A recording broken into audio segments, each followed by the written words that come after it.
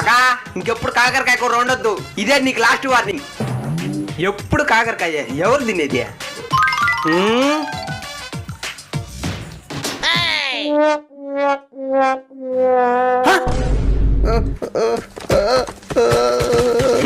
ఇంకా దానికి నటిస్తున్నావు రే.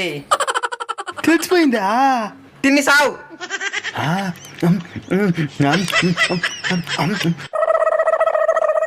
సరే నేను చూసుకుంటాను, నువ్వు వచ్చేపోతాడు పో.